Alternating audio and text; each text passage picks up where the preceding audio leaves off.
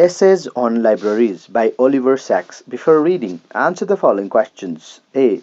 Why do people visit the libraries? B. Have you ever borrowed books from the library? If yes, what kinds of books do you like to read?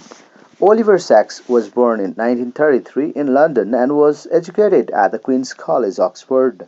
He completed his medical training at San Francisco's Mount Zion Hospital and at University of California, Los Angeles, before moving to New York, where he soon encountered the patients whom he would write about in his book Awakenings. Sachs was a neurologist and an author whose case studies of patients with unusual disorders became bestsellers. His focus on patients with particularly rare or dramatic problems made his work popular with writers in other firms, and his case studies were adapted into several different movies and operas. Dr. Sachs spent almost 50 years working as a neurologist and wrote a number of books, including The Man Who Mistook His Wife for a Hat, Musicophilia, and Hallucinations, about the strange neurological predicaments and conditions of his patients. The New York Times referred to him as the poet laureate of medicine, and he received many awards, including honors from the Guggenheim Foundation, the National Science Foundation, the American Academy of Arts and Letters, and the Royal College of Physicians. His memoir, On the Move, was published shortly before his death in August 2015. On libraries is written in praise of intellectual freedom, commonly community work, and the ecstasy of serendipitous discovery among the titans of mind and spirit shaped by libraries was the great neurologist, author, and voracious reader. That was about the author, Oliver Sacks. To the text on libraries. When I was a child, my favorite room at home was the library, a large oak paneled room with all four walls covered by bookcases and a solid table of writing and studying in the middle. It was here that my father had his special library as a Hebrew scholar. Here, too, were all of Ibsen's plays. My parents and had originally met in a medical students' Ibsen society here. On a single shelf were the young poets of my father's generation, many killed in the Great War, and here, on the lower shelves, so I could easily reach them, were the adventure and history books belonging to my three older brothers. It was here that I found the Jungle Book. I identified deeply with Mowgli, and used his adventures as a take-off point for my own fantasies. My mother had her favorite books in a separate bookcase in the lounge: Dickens, Trollope, and Thackeray, Bernard Shaw's plays in pale green bindings, as well as an entire set of Kipling bound in soft morocco. There was a beautiful three-volume set of Shakespeare's works, a gilt-edged Milton, and other books, mostly poetry, that my mother had got at school prizes. Medical books were kept in a special locked cabinet in my parents' surgery, but the key was in the door, so it was easy to unlock. The oak panel library was the quietest and most beautiful room in the house to my eyes, and it vied with my little lab as my favorite place to be. I'd curl up in a chair and become so absorbed in that I was reading that all sense of time would be lost. Whenever I was late for lunch or dinner, I could be found completely absorbed by a book in the library. I learned to read early, at 3 or 4, and books and our library are among my first memories. But the UR library for me was the Wellisden Public Library, our own local public library. Here I spent many of the happiest hours of my growing up years. Our house was a 5 minute walk from the library, and it was there I received my real education. On the whole, I disliked school sitting in class receiving instruction. Information seemed to go in one ear and out by the other. I could not be passive. I had to be active, learn for myself, learn what I wanted, and in the way which suited my best. I was not a good pupil, but I was a good learner, and in Wellsden Library and all the libraries that came later, I roamed the shelves and stacks that had the freedom to select whatever I wanted, to follow paths which fascinated me, to become myself. At the library, I felt free, free to look at the thousands, tens of thousands of books, free to roam and to enjoy the special atmosphere and the quiet companionship of other readers, all like myself, on quests of their own. As I got older, my reader was increasingly biased towards the sciences, especially astronomy and chemistry.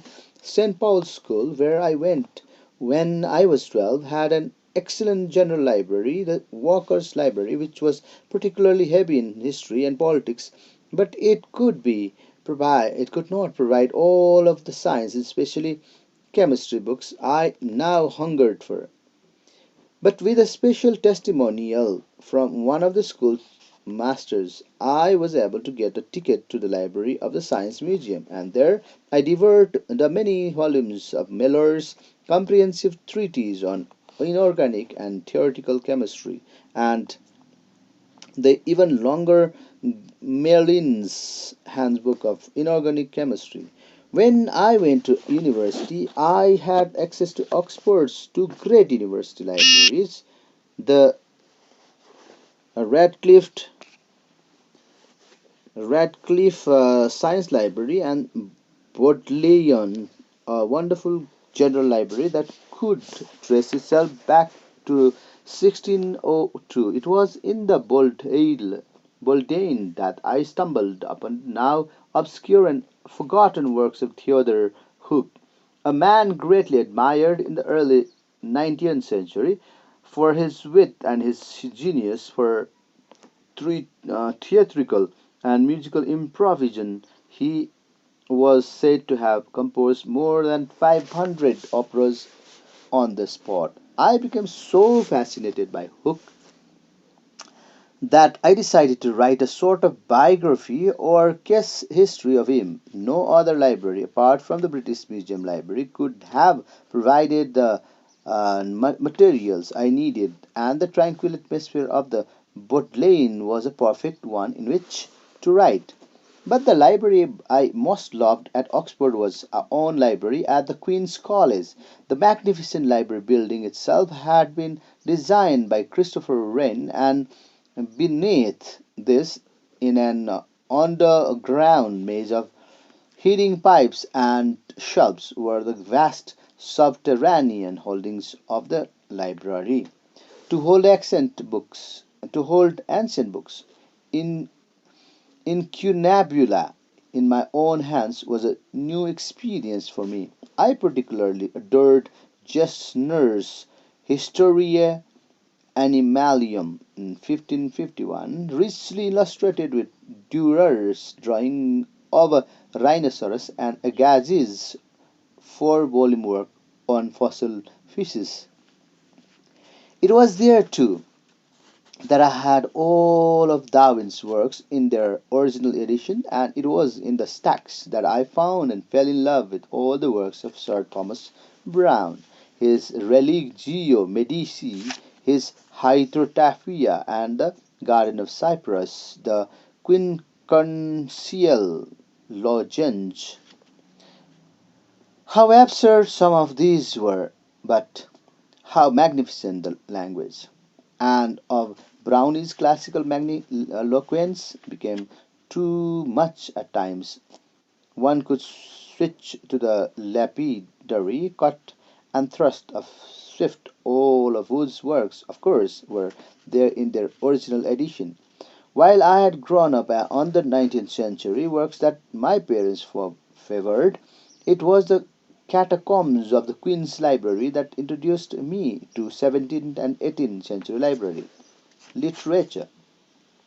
Johnson, Hume, Pope, and Dryden. All of these books were freely available, not in some special locked away rare books in clay, but just sitting on the shelves as they had done, I imagine. Since the original publication, it was in the vaults of the Queen's College that I really gained a sense of history and of my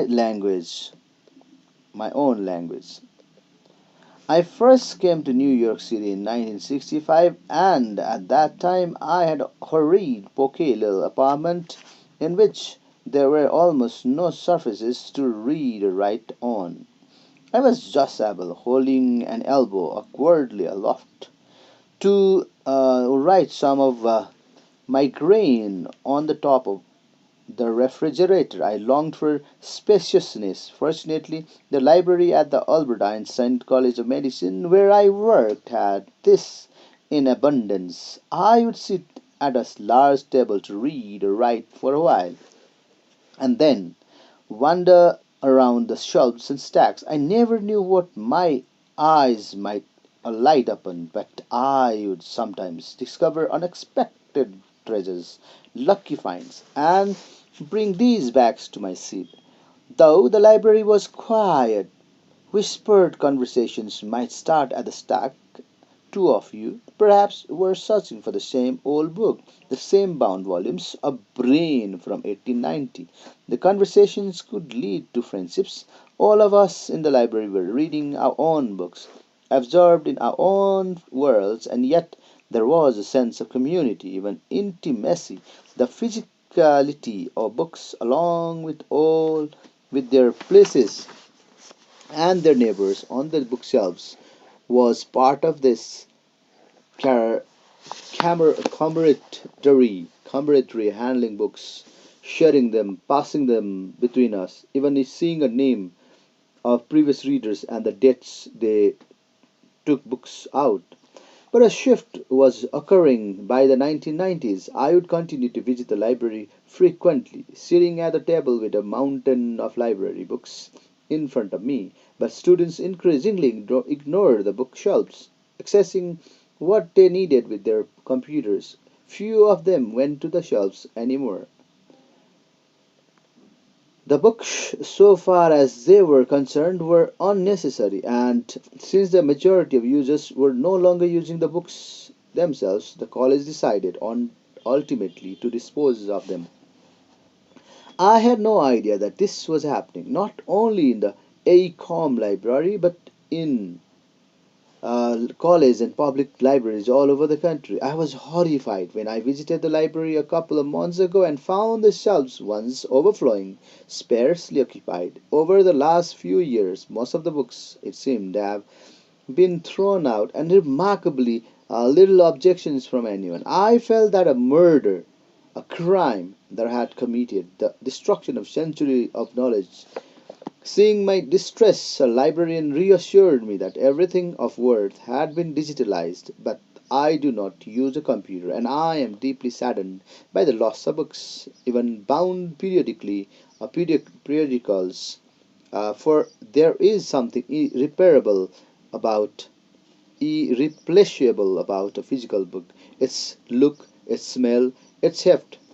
I thought of how the library once cherished old books, had a special room for old and rare books, and how in 1967, rummaging through the stacks I had found in 1873 book, Edward Living's Magreen, which inspired me to write my own first book. Oliver Sacks, a writer and neurologist, was the author of over a dozen books, including Hallucinations, Musicophilia, Awakenings, The Man Who Mistook His Wife for a Hat, and On the Move. He died on August 30, 2015.